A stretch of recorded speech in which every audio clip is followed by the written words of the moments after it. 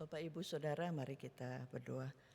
Bapa kami dalam surga, kami mengucap syukur terima kasih untuk pagi hari ini di mana Tuhan telah bangunkan kami, memberikan kesehatan dan kekuatan sehingga kami juga boleh datang untuk beribadah kepada Tuhan.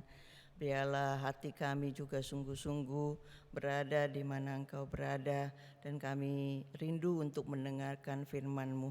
Terima kasih Bapa, biarlah Roh Kudus yang membimbing kami sehingga kami juga boleh dibukakan dan memahami akan firman-Mu sehingga kami boleh hidup sesuai dengan firman-Mu dan menyenangkan hati-Mu saja. Tolonglah hamba-Mu yang penuh dengan kelemahan ini, biarlah Roh Kudus saja yang mengurapi. Dalam nama Tuhan Yesus kami berdoa mengucap syukur. Amin. Silakan duduk Bapak Ibu. Shalom Bapak Ibu semuanya. Kita bersyukur untuk hari ini kita dapat bersama-sama bersekutu dan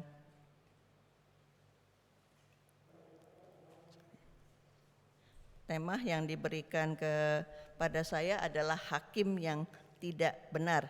Kita akan merenungkan firman Tuhan meskipun tadi sudah kita membacakannya dari Lukas 18 ayat 1 sampai 8. Saya akan bacakan kembali dan kita sambil mengikuti kita merenungkannya. Lukas 18 ayat 1 sampai 8. Yesus mengatakan suatu perumpamaan kepada mereka untuk menegaskan bahwa mereka harus selalu berdoa dengan tidak jemu-jemu. Katanya, dalam sebuah kota ada seorang hakim yang tidak takut akan Allah dan tidak menghormati seorang pun. Dan di kota itu ada seorang janda yang selalu datang kepada hakim itu dan berkata, belalah hakku terhadap lawanku. Beberapa waktu lamanya hakim itu menolak, tetapi kemudian ia berkata dalam hatinya, walaupun aku tidak takut akan Allah dan tidak menghormati seorang pun, namun karena janda ini menyusahkan aku, baiklah aku membenarkan dia supaya jangan terus saja ia datang dan akhirnya menyerang aku. Kata Tuhan, camkanlah apa yang dikatakan hakim yang lalim itu. Tidakkah Allah akan membenarkan orang-orang pilihannya yang siang malam berseru kepadanya? Dan adakah ia mengulur-ulur waktu sebelum menolong mereka? Aku berkata kepadamu, ia akan segera membenarkan mereka. Akan tetapi jika anak manusia itu datang, adakah ia mendapati iman di bumi ini? Bapak Ibu Saudara, ini adalah yang saya lihat juga bahwa Bapak Ibu sedang merenungkan bagaimana perumpamaan-perumpamaan yang ada di dalam Alkitab ini, di dalam firman Tuhan ini, khususnya yang disampaikan oleh Tuhan Yesus. Perumpamaan itu kalau mungkin kita saat sekarang ini lebih dipahami dengan ilustrasi. Bagaimana penggunaan ilustrasi atau suatu gambaran supaya para pendengar itu lebih memahami. Dan inilah yang dilakukan oleh Tuhan Yesus di dalam Lukas 18 dan ayat 1 khususnya memang sudah terfokus sekali apa yang ingin disampaikan oleh Tuhan Yesus. Tuhan Yesus ingin menyampaikan tentang doa yang tidak jemu-jemu. Nah, di dalam perumpamaan ini ada seorang janda. Ya, dia begitu gigihnya menghampiri hakim yang dikatakan hakim ini tidak benar. Mengapa tidak dikatakan tidak benar? Karena hakim ini dikatakan dia tidak takut Tuhan dan dia tidak takut sesamanya atau tidak peduli terhadap sesamanya. Tapi mengapa hakim ini mengapa janda ini begitu gigih? Kalau kita ketahui bahwa para janda, ya khususnya pada zaman itu adalah orang-orang yang tidak berdaya. Jadi dalam konteks Timur Tengah khususnya juga maksudnya termasuk orang Yahudi, itu adalah orang yang tidak dianggap lah bisa dikatakan ya orang-orang yang tidak berdaya.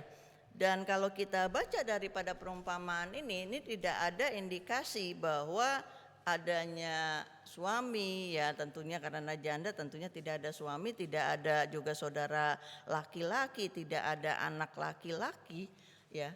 Sedangkan pada saat itu yang ya prialah yang sangat menonjol untuk melakukan hal-hal khususnya kalau bicara soal pengadilan. Dan disinilah janda itu harus berjuang sendirian di dalam ketidakberdayaannya. Dan gambaran daripada juga janda ini bisa kita bayangkan ya, bahwa pertama kali janda ini datang kepada hakim ini, dia ditolaknya, tidak mau didengarnya. Lalu datanglah kedua kali, sama juga ditolaknya. Ketiga kali dia datang, terus menerus. Juga bisa kita gambarkan, mungkin juga bayangkan ketika hakim ini pergi bekerja, janda itu juga ada di situ. Ketika dia pulang bekerja, janda itu ada. Pokoknya kemana, seakan-akan kemana hakim itu ada, janda itu ada. Diikuti terus. Ya bisa makanya dikatakanlah, aku nggak takut akan Tuhan. Aku tidak takut atau menghormati yang lainnya. Tetapi aduh, ini janda telah menyusahkan aku. Ya, jadi makanya akhirnya apa yang dikatakan oleh hakim ini, bahwa ya biarlah aku membenarkan dia, biarlah aku membela. Memang tidak diberikan kasusnya ini apa, tetapi intinya hakim ini mau membantu janda ini karena kegigihannya terus menerus. Akhirnya ya intinya hakim ini bilang, sudahlah aku bantu saja janda ini supaya dia tidak menyusahkan aku. Nah, kalau kita lihat bahwa perumpamaan ini juga sering disamakan atau sering direlate dengan kalau kita baca Lukas 11, bagaimana kisah seorang teman ya, yang ternyata ada kunjungan orang yang meminta makan, dan budaya mereka kalau orang atau seperti musafir lah ya, yang berkunjung meminta makan itu merupakan suatu kehormatan untuk mereka memberikan makan. Tetapi pada saat itu ternyata yang dikunjungi ini tidak punya makanan. Jadi dia ke rumah temannya, dia minta lah, ketuk-ketuk. Lalu temannya bilang, anakku sudah tidur. Istilahnya keluarga dia tidak mau diganggu. Tapi karena diketuk-ketuk terus, akhirnya dia menolong temannya ini. Intinya dari perumpamaan ini ingin mengatakan bahwa Tuhan Yesus ingin mengajarkan bahwa kalau kita meminta, setiap orang yang meminta maka dia akan menerima. Orang yang mencari maka dia akan mendapatkan. Orang yang mengetuk akan dibukakan. Jadi janganlah kita menyerah ya pada keadaan, tetapi di dalam pergumulan, di dalam kesusahan kita datang kepada Tuhan. Inilah yang Tuhan ingin sampaikan, Tuhan Yesus ingin sampaikan di sini. Ada sebuah gambar, ya, saya nggak tahu pernah Bapak Ibu gambar pelikan, ya tahu pelikan, lalu ada dia dapat mangsanya kodok, ya, katak kodok. Tapi kodok itu belum masuk semua, ya, gambarkan jarinya itu, tangannya itu, ya kakinya sih lebih pasnya, itu mencekik pelikan itu. Lalu ada tulisan never give up. Meskipun kadang-kadang maksudnya di sini kita di dalam suatu situasi yang kita seakan-akan tenggelam atau kita dimakan oleh situasi yang begitu beratnya, tetapi janganlah menyerah. Jadi di dalam perumpamaan ini Tuhan Yesus ingin mengajarkan kita untuk tidak menyerah, untuk berdoa. Nah, mengapa kita tidak boleh menyerah di dalam berdoa? Setidaknya ada 3 alasan. Ya, kalau kita renungkan firman Tuhan ini lebih lanjut, bahwa karena dengan tekun berdoa kita mengenal Tuhan. Yang kedua, dengan tekun berdoa kita memiliki harapan. Dan yang ketiga, dengan tekun berdoa kita menunjukkan iman. Yang pertama, karena tekun berdoa kita mengenal Tuhan. Di dalam perumpamaan tadi dikatakan bahwa bagaimana hakim dan janda ini, ya, relasinya. Memang ada perumpamaan di mana ada suatu gambaran inilah Tuhan atau seperti Tuhan. Tetapi yang ingin disampaikan Tuhan Yesus justru hakim yang tidak benar ini, inilah kontras daripada Tuhan. Karena katakan di ayat yang 7, tidakkah Allah membenarkan orang-orang pilihan yang siang malam berseru kepadanya? Dan apakah ia mengulur-ngulur waktu sebelum menolong dia? Dengan kata lain, Tuhan Yesus ingin mengatakan bahwa hakim yang tidak benar saja pada akhirnya menolong janda ini. Kekontrasan daripada hakim yang tidak benar dengan Tuhan ini terlihat sekali dalam kasus ini. Ya, hakim ini tidak adil. Ya, dia tidak peduli terhadap sesamanya, terhadap janda ini sebenarnya. Tetapi Tuhan itu adil. Hakim ini tidak peduli ya kepada janda ini, kepada sesamanya. Tetapi Tuhan bahkan menyuruh kita untuk menyerahkan seluruh kekhawatiran kita kepadanya. Nah, hakim ini dikatakan ya dia ini ya sebenarnya tidak mau berurusan dengan janda ini, tetapi sangat berbeda dengan Tuhan. Dia justru begitu mengasihi, dan apalagi yang dikatakan yang memohon itu adalah anak-anaknya. Janda itu datang tidak diundang oleh hakim itu. Nah, bagaimana dengan kita anak-anaknya? Sebenarnya kita diundang oleh Tuhan untuk datang dengan kasih karunia-Nya untuk menghadapnya. Jadi melalui doa, kalau kita bertekun di dalam doa, maka kita lebih mengenal Tuhan. Sesungguhnya Tuhan kita itu seperti apa? Karena doa itu adalah suatu percakapan. Ya kan? Kalau kita ya di dalam keluarga kita lah, ya kadang-kadang apalagi zaman sekarang ya, pada akhirnya kita berpikir sesungguhnya saya kenal nggak ya dengan anak-anak saya? Ya pasti jawabannya kenal lah, orang dia anak saya pasti kenal. Benar, tapi seberapa banyak, berapa seringnya, berapa kualitasnya kita memberikan waktu untuk berkomunikasi dengan anak kita. Ya, saya juga punya anak-anak yang bisa katakan sudah memasuki, sudah lewat ya remaja, sudah masuk pemuda, ya sudah kuliah. Nah, pada waktu masa-masa kecil saya lebih sering bersama-sama dengan mereka. Tapi ketika sudah beranjak remaja, mereka punya dunia sendiri, pulang sekolah juga kadang-kadang, Ami izin ya mau belajar bareng. Ya, di mana?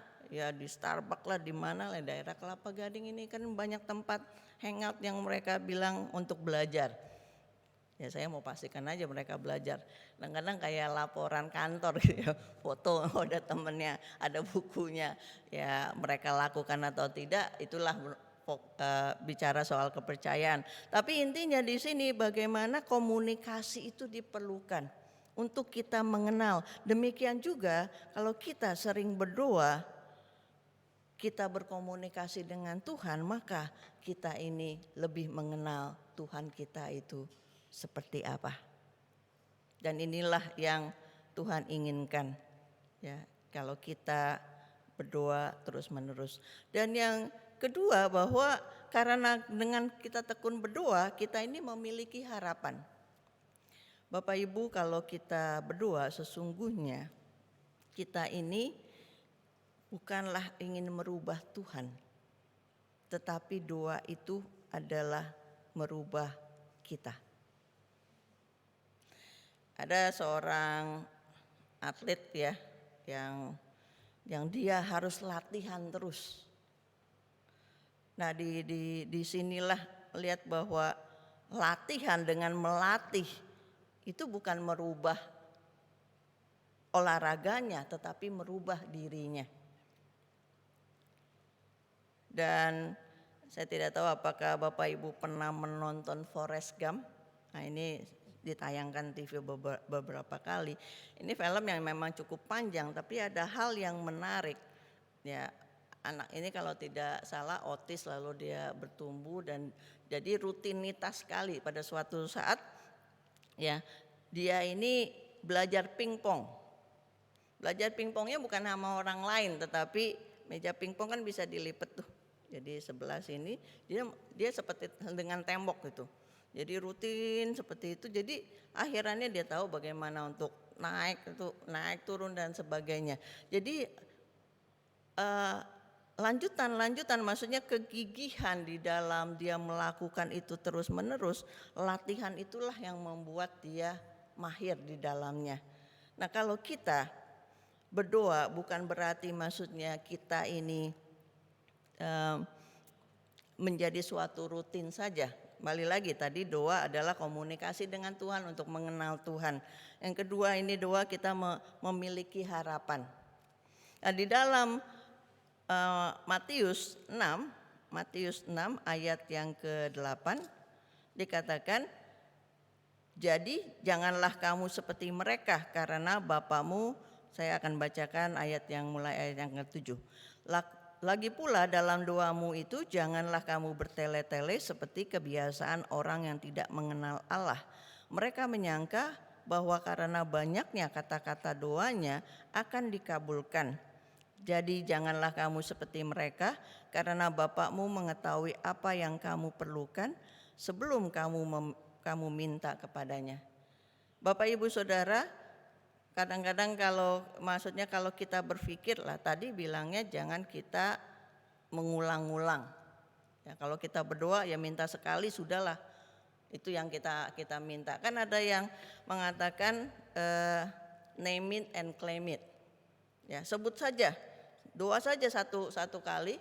Sudah percayakan itu kepada Tuhan. Kalau kamu doa berulang-ulang untuk meminta hal yang sama, maka kamu itu tidak beriman. Nah, ada nats ini keluar lagi. Janganlah kamu bertele-tele. Nah, ini konteksnya berbeda ya Bapak Ibu. Kalau bicara soal bertele-tele di sini, janganlah seperti mereka. Ini lebih kepada ada orang yang katakan seperti mantra. Ketika berdoa itu seperti mantra. Sebenarnya kan doa itu bukannya mantra. Kembali lagi, doa itu ada relasi kita dengan Tuhan. Tapi mengapa kita juga di dalam perumpamaan tadi hakim yang tidak benar dengan janda itu, sepertinya janda itu terus meminta atau diajarkan untuk berdoa tidak jemu-jemu. Ini sangat berbeda dengan apa yang dikatakan di sini, kamu janganlah bertele-tele. Ya, bertele-tele ini banyak kata-katanya, seakan-akan kalau berdoa itu kata-katanya indah, ya, panjang, maka itulah yang didengar oleh Tuhan. Ada orang yang, ya bukan orang lah, maksudnya jemaat yang suka, kamu berdoa ya, nggak mau saya nggak bisa berdoa. Kok nggak bisa berdoa? Ya saya malu. Oke, memang kadang-kadang suka malu lah doa di depan umum. Tapi jangan bilang saya nggak bisa berdoa. Karena pastilah sebagai orang percaya kita pasti berdoa. Nah, ini ya kadang-kadang pemahaman orang ketika berdoa itu adalah kata-kata yang indah, sepertinya puitis seperti itu. Itulah yang didengar oleh Tuhan. Tetapi sesungguhnya bukan seperti itu. Dan juga poin yang lain di sini bahwa Bapamu mengetahui apa yang kamu perlukan. Memang Tuhan juga tahu. Tuhan itu maha tahu. Ketika kita berdoa juga kita tahu bahwa Tuhan itu maha tahu. Tetapi mengapa kadang-kadang doa kita itu tidak dijawab? Mengapa kadang-kadang kita kok sudah lama ya berdoa sepertinya tidak ada hasilnya? Ada seorang yang bernama Josh Mueller. Josh Mueller ini adalah pendiri panti asuhan Kristen yang besar di Inggris ya pada tahun abad 18. Nah, dia ini adalah seorang pendoa yang kuat. Kalau dia berdoa, ya dia berdoa untuk panti asuhan. Pernah kisah di mana dia sudah kumpulkan ya anak-anak panti asuhan. Pada hari itu mereka sudah tidak ada makanan. Jadi tetapi dengan iman mereka menaruh piring jadi meja. Ayo anak-anak kita berdoa. Saat ini memang tidak ada makanan di meja kita, ya kita berdoa memohon belas kasihan Tuhan. Pada waktu mereka berdoa itu saja katakanlah belum selesai, itu ada yang mengetuk pintu. Ketika dibuka ternyata itu ada pemberian makanan buat mereka. Jadi banyak pengalaman jawaban doa yang dialami oleh Joyce Meyer bersama dengan anak-anak pantinya. Ada yang dijawab hitungan jam, ada hitungan menit, bahkan detik yang tadi belum selesai doa sudah dijawab. Tetapi ternyata tidak selalu demikian. Joyce Meyer ini ternyata dia mendoakan ada temannya yang belum percaya Tuhan. Dia mendoakan selama 63 tahun. Dia doa terus. Dia bilang dia tidak akan menyerah sampai jawabannya datang. Karena penundaan Tuhan bukanlah penyangkalan. Penundaan belum jawabannya tidak. Hanya baru ditunda saja. Dan apa yang terjadi? Ya, karena doa terus untuk temannya ini yang tidak henti-hentinya selama 63 tahun. Akhirnya temannya itu bertobat. Sekalipun dia itu tidak menyaksikan sendiri. Karena pertobatan dari temannya itu setelah dia meninggal. Tetapi itu terjadi sebelum pemakaman. Memang pada kadang-kadang di dalam kehidupan kita ketika kita berdoa sedemikian lamanya dan tidak ada tanda-tanda jawabannya. Bahkan ya seperti Joyce Meyer berdoa untuk temannya ini, dia tidak melihat atau tidak mengalami temannya itu bertobat dan menerima Tuhan. Tapi dia memiliki harapan bahwa temannya ini akan bertobat. Jadi disinilah kita diajarkan apa yang saat ini mungkin kita doakan yang belum dijawab Tuhan, kita terus doakan. Ya. Dan yang ketiga, karena dengan bertekun doa kita menunjukkan iman. Jadi dalam ayat yang ke-8 dikatakan, aku berkata kepadamu, ia akan segera membenarkan mereka. Akan tetapi jika anak manusia itu datang, adakah ia mendapati iman di bumi? Dengan berdoa bukan saja kita memiliki harapan, tetapi juga kita menunjukkan iman. Dengan kita terus bertekun di dalam doa, jadi kita yakin bahwa Tuhan akan menjawab doa kita. Nah, ini dikaitkan dengan kalau kita baca pasal sebelumnya, maksudnya perikop sebelumnya, ini bicara tentang kedatangan Allah. Kita berdoa sampai akhir kedatangan Allah. Meskipun kita tidak tahu kapan Tuhan Yesus itu akan datang kembali. Tapi disinilah kita melihat bagaimana kalau kita baca daripada kisah para rasul, para murid-muridnya itu terus bertekun di dalam doa. Apapun mereka lakukan ketika Tuhan Yesus katakan bahwa Roh Kudus akan turun. Ya, ketika dia naik ke surga, Roh Kudus akan turun, maka mereka berkumpul dan berdoa, dan itu yang mereka lakukan. Dan di dalam penantian kedatangan Tuhan, mereka juga bertekun di dalam doa. Ketika mereka melihat begitu banyak jiwa-jiwa yang dimenangkan, mereka juga terus berdoa, mengadakan persekutuan doa. Ketika penganiayaan datang, mereka juga berdoa. Apakah penganiayaan pada waktu itu berhenti? Tidak.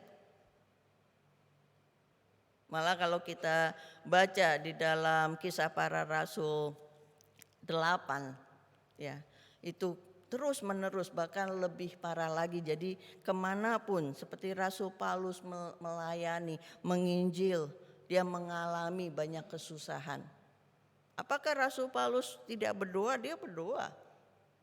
Rasul Paulus itu pasti ya seorang yang sangat tekun berdoa. Dan umat Tuhan dimanapun di gereja yang dirintisnya itu juga berdoa. Menanti akan kedatangan Tuhan, tetapi kapan kedatangannya itu belum tiba-tiba juga. Tapi bukan berarti mereka berhenti untuk berdoa.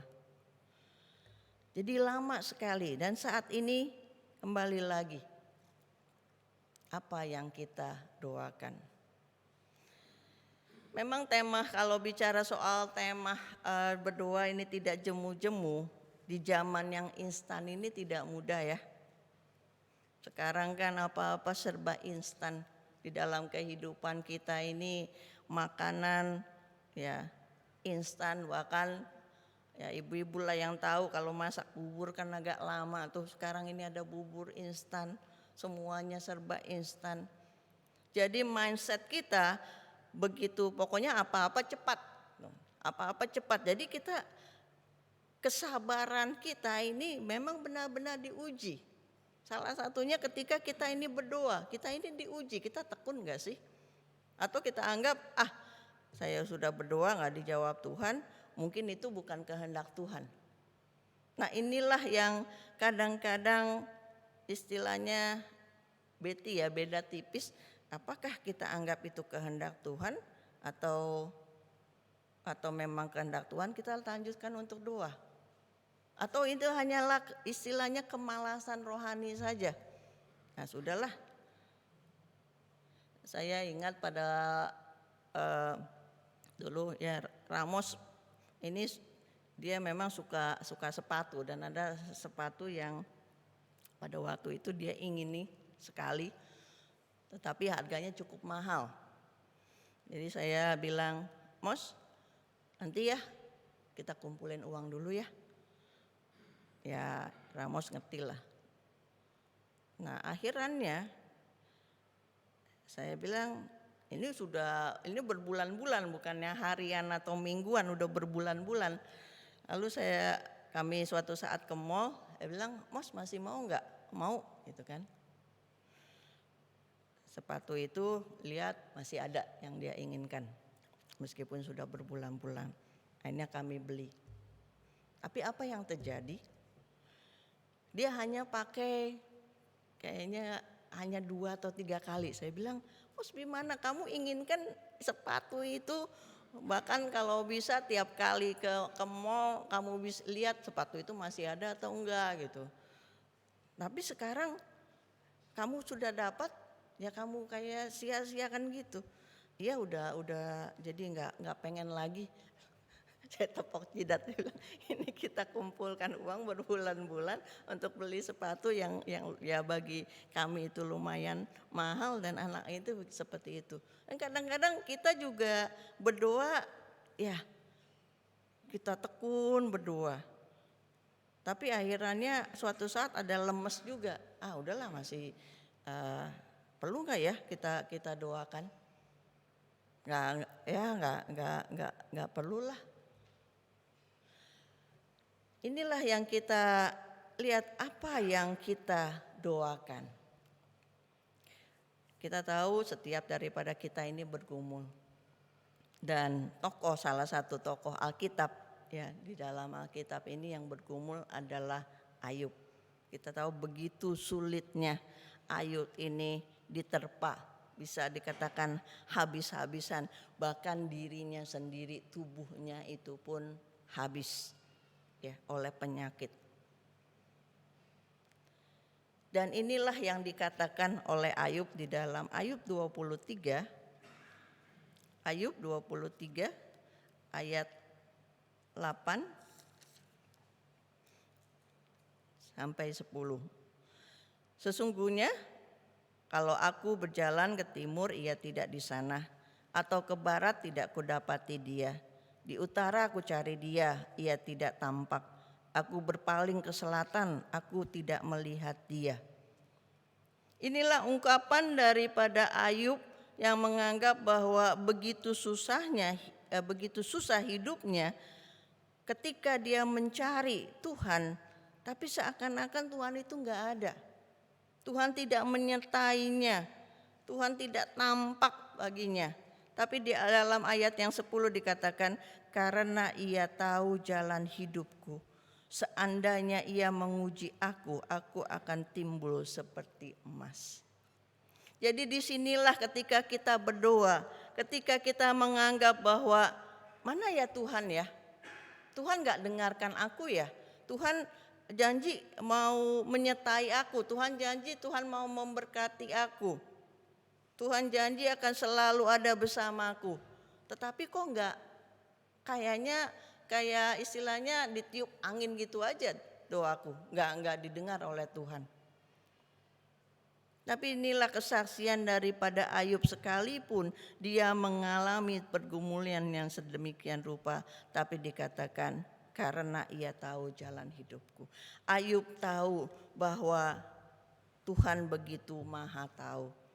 Sekalipun mungkin perasaannya, pikirannya yang meragukan Tuhan. Tetapi akhirnya dia mengambil kesimpulan bahwa memang inilah waktu Tuhan menguji. Dan ketika Tuhan menguji, sekalipun aku tidak mendapat jawabannya langsung, inilah ujian yang harus dilewatinya.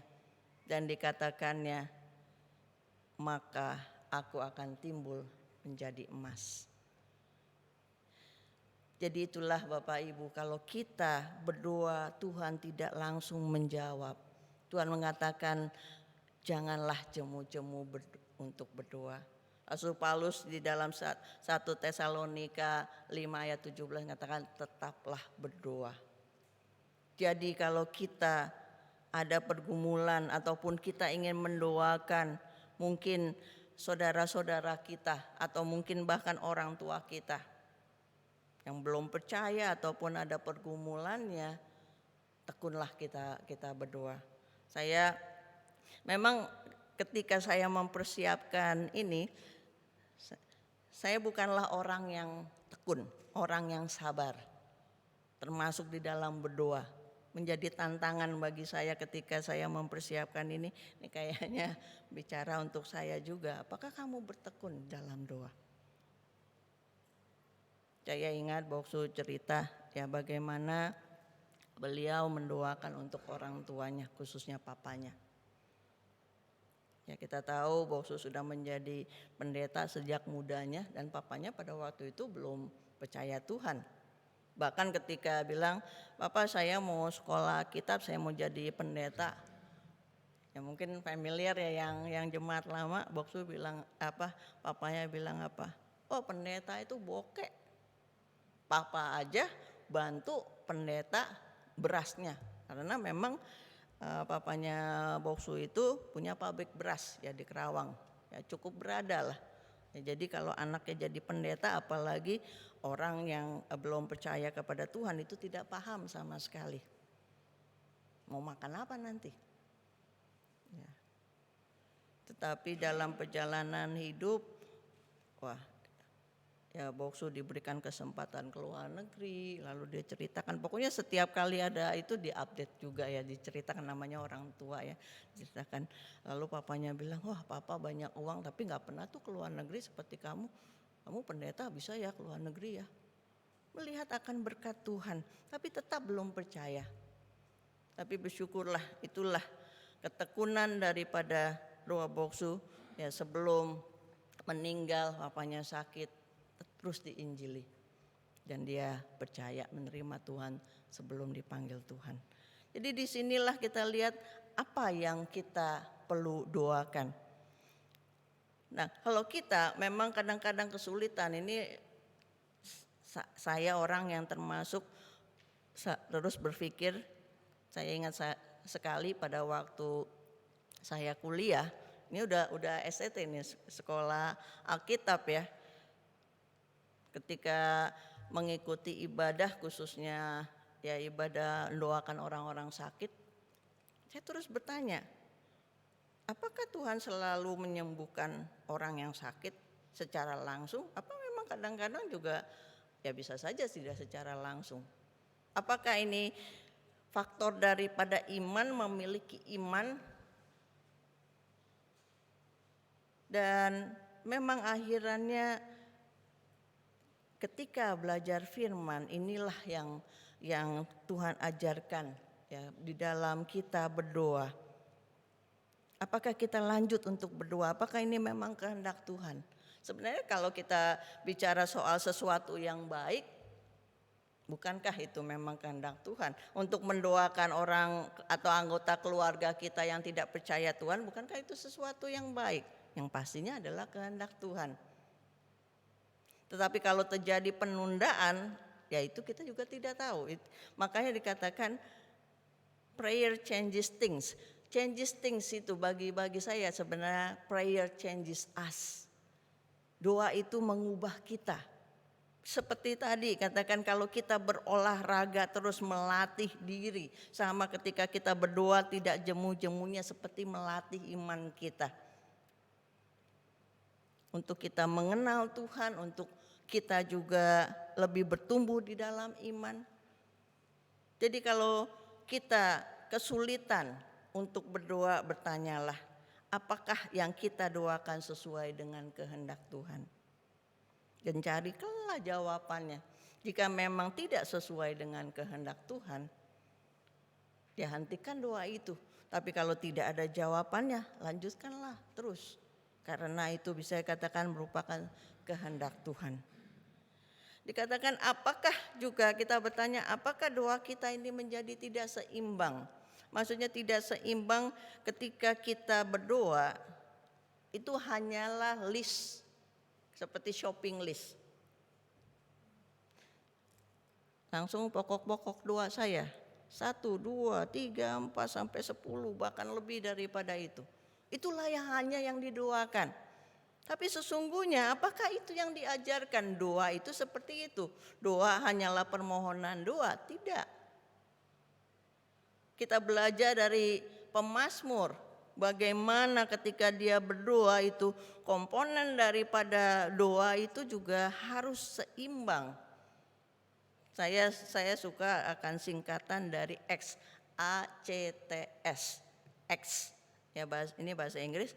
A-nya itu adalah adoration, pemujaan, pemuji Tuhan. C-nya itu adalah confession, adalah kita pengakuan dosa. Di dalam doa juga perlu pengakuan dosa.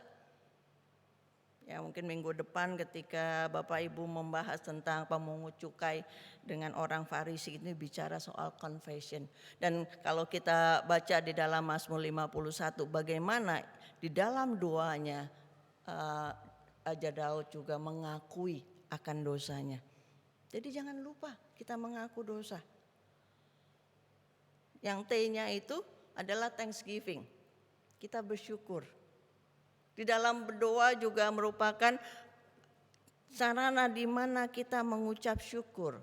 Kalau bicara soal menghitung berkat-berkat, bukan saja kita melalui kesaksian yang kadang-kadang entahlah kapan kita bersaksi, tetapi kalau di dalam keseharian kita, ketika katakanlah kita doa pagi, ketika kita berdoa pagi, kita menghadap Tuhan, apakah kita dimulai dengan bersyukur? Tuhan terima kasih, oh ternyata Tuhan sudah perpanjang usia saya hari ini. Jadi bukan hanya ketika kita ulang tahun saja, oh ya puji Tuhan saya sudah sampai usia 80 tahun misalnya. Bukan itu saja, tetapi ketika kita bangun ada ucapan syukur. Ketika ada makanan, makanya ketika kita doa makan ya bukannya Tuhan biarlah sucikan ini, jauhkanlah dari virus atau apapun juga, tetapi kita mengucap syukur ada makanan, minuman, apapun yang ada di hadapan kita. Jadi itulah kita berdoa. Dan barulah sebenarnya dari doa itu, pokok doa adalah S-nya itu adalah supplication, itu adalah permohonan. Kita baru memohon kepada Tuhan. Jadi bukan isi doa kita itu seperti shopping list. Kita hanya mohon doa ini terus.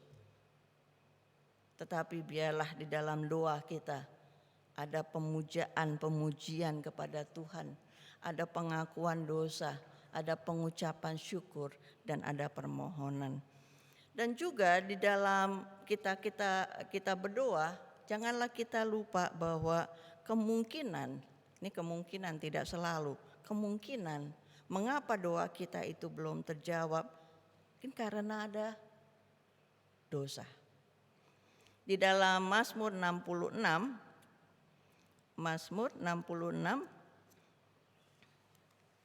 ayat yang ke-18 Mazmur 66 ayat 18 katakan, seandainya ada niat jahat dalam hatiku, tentulah Tuhan tidak mau mendengar. Jadi apa yang kalau kita juga doakan itu juga adalah suatu kejahatan, tentunya juga kembali lagi ke yang tadi, itu bukan kehendak Tuhan. Kalau di dalam doa kita itu kita memohonkan, oh ada orang yang telah menyakitiku, ada orang yang telah merugikanku, ada orang yang sudah menipuku. Lalu kita doakan orang itu. Kalau kita doakan, Tuhan ampunilah dia, biarlah dia juga bertobat, tidak masalah. Tapi kadang-kadang karena begitu sakitnya hati kita, ada niat jahat bahkan di dalam doa kita. Tuhan biarlah orang itu celaka. Bagaimana pun pokoknya orang ini jangan biarkan hidup enak. Biarlah hidupnya itu jadi susah seperti dia telah menyusahkanku. Nah, ini yang maksudnya seandainya ada niat jahat dalam hatiku. Seberapa banyak pun, seberapa lama pun Bapak Ibu Saudara berdoa untuk hal itu, pasti tidak akan dijawab Tuhan. Karena itulah dosa yang menghalangi akses kita. Memang doa yang gigih, tekun dalam doa adalah suatu pekerjaan yang keras. Kita ini yang menguras kita ya. Tetapi kalau kita berdoa dengan tidak jemu-jemunya seperti yang Tuhan Yesus ajarkan, maka itu akan ada hasilnya. Saya tutup dengan ilustrasi ini. Ada seorang pendeta yang bernama Bill Hybels, mungkin banyak yang sudah pernah mendengarkannya. Dia ini setelah selesai ya kebaktian baptisan, ya ada baptisan kudus, dia berjumpa dengan seorang wanita yang sedang menangis. Dia sedang berpikir, tadi kayaknya oke-oke saja ya baptisan ibadah baptisan itu, kenapa wanita ini menangis? Akhirnya dia tanyakan, ibu sedang bermasalah apa? Lalu ibu ini cerita, iya saya sedang bergumul. Oh, maksudnya apa? Dia bilang sebenarnya pergumulanku sudah selesai dan Tuhan sudah menjawab doaku. Maksudnya apa? Ya, ibuku dibaptis hari ini. Saya sudah mendoakan ibu saya setiap hari selama 20 tahun. Tetapi hampir-hampir saja saya berhenti mendoakannya. Setelah 5 tahun saya mulai pikir, apakah saya perlu melanjutkan mendoakan ibu saya? Setelah 10 tahun, sepertinya ini buang-buang waktu saja saya mendoakan ibu saya. Enggak ada tanda-tanda bahwa dia akan bertobat. Hidupnya gitu-gitu saja. Ketika diinjili, tetap saja dia tidak mau percaya Tuhan. Setelah 15 tahun saya pikir, ya sudahlah. Sudah cukup lama lah 15 tahun untuk doakan ibu saya. Tetap aja tidak ada perubahan, dia tidak mau bertobat, dia tidak mau percaya kepada Tuhan. Pada 19 tahun saya pikir saya ini orang bodoh terus mendoakan. Tetapi gerakan itu untuk mendoakan ibu saya terus. Akhirnya saya terus berdoa sekalipun sudah lemah dan sudah lelah mendoakannya, tetapi saya terus mendoakan. Dan ibu itu katakan, pada hari ini setelah 20 tahun saya menyaksikan bagaimana ibu saya menyerahkan hidupnya kepada Tuhan. Dan dia telah memberikan dirinya, dia telah bertobat hidupnya, dan dia memiliki hidup yang baru dalam Tuhan.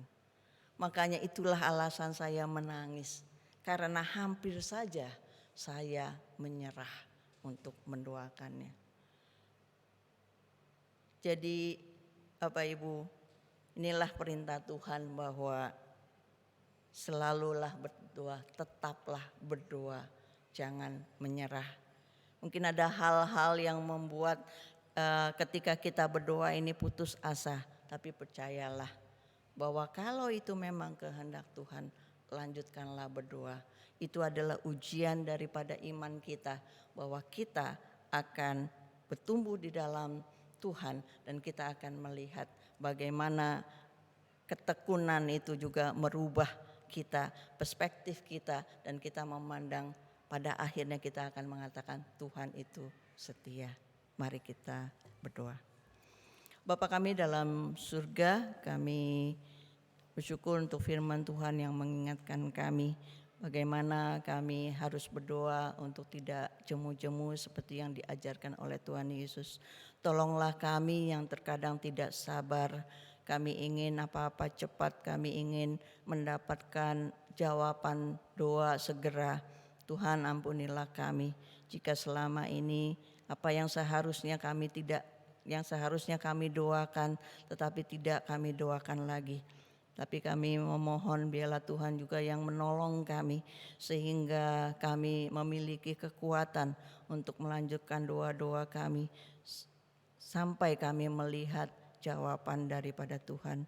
Terima kasih Tuhan, Tuhan juga berkatilah GKRI Kelapa Gading ini, baik di dalam tim pengembalaan Bapak Randy bersama dengan Ibu Molly dan juga tim daripada majelis Natua, bila Tuhan juga berkati, berikanlah hikmat, dan kami percaya juga Tuhan memakai gereja ini untuk menjangkau jiwa-jiwa yang ada sehingga mereka juga boleh percaya kepada Tuhan dan bertumbuh di dalam iman, dan setiap jemaat juga yang ada boleh terus bertumbuh di dalam iman.